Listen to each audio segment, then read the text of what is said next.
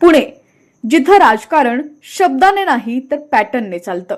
सध्या राज्याच्या राजकारणात मैत्री आणि युतीच्या गप्पा सुरू असताना पुण्याच्या गल्लीबोळात मात्र दोन नेत्यांनी प्रस्थापितांच्या नाकेनऊ आणले. ही लढत आता फक्त निवडणुकीपुरती मर्यादित नाही, तर ती अस्तित्वाची आणि वर्चस्वाची लढाई बनलीय. एका बाजूला कसब्यात धंगेकर विरुद्ध बिडकर असा जुना हिशोब चुकता होणार आहे, तर दुसरीकडे बाणेर बालेवाडीत अमोल बालवडकर यांनी थेट पक्षालाच आरसा दाखवलाय.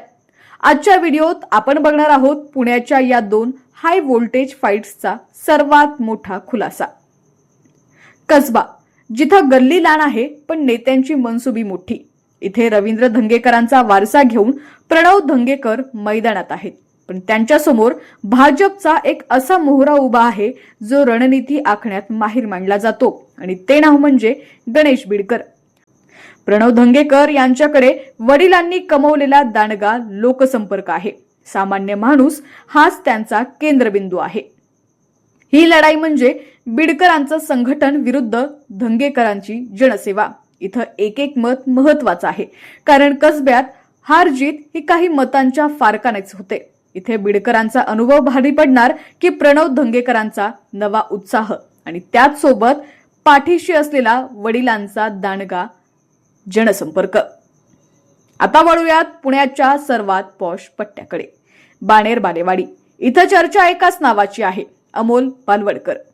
पण इथे ट्विस्ट असा आहे की बालवडकरांची लढाई विरोधकांशी असण्यापेक्षा स्वतःच्याच पक्षातील प्रस्थापितांशी जास्त आहे. बालवडकरांनी नगरसेवक म्हणून या भागाचा चेहरा मोहरा बदलला. सुशिक्षित मतदारांमध्ये त्यांची प्रतिमा एका डिलिव्हरी देणाऱ्या नेत्याची आहे. जेव्हा बाहेरचे नेते किंवा प्रस्थापित नेते स्थानिक कार्यकर्त्यांच्या कामाकडे दुर्लक्ष करतात, तेव्हा बालवडकरांसारखे नेते उभे ठाकतात. अमोल बालवडकर विरुद्ध प्रस्थापित असा हा संघर्ष आता चव्हाट्यावरती आलाय.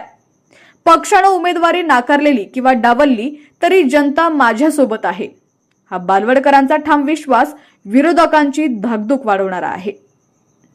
पुण्याच्या राजकारणात आता दोन मोठे मेसेज गेलेत. पहिली गोष्ट म्हणजे कसब्यात धंगेकर आणि बिडकर यांच्यात जो जिंकेल तोच पुण्याच्या मध्यभागचा खरा किंग ठरेल. आणि दुसरी गोष्ट म्हणजे अमोल बालवडकर यांनी हे सिद्ध केलंय की जर तुमचं काम बोलत असेल तर तुम्हाला मोठ्या नावाची किंवा पदाची गरज भासत नाही. पुण्याचे मतदार आता या दोस्ती आणि कुस्तीमध्ये कुणाला निवडणार? कसब्यात धंगेकर की बिडकर आणि बाणेरमध्ये बालवडकरांचा करिश्मा चालणार का?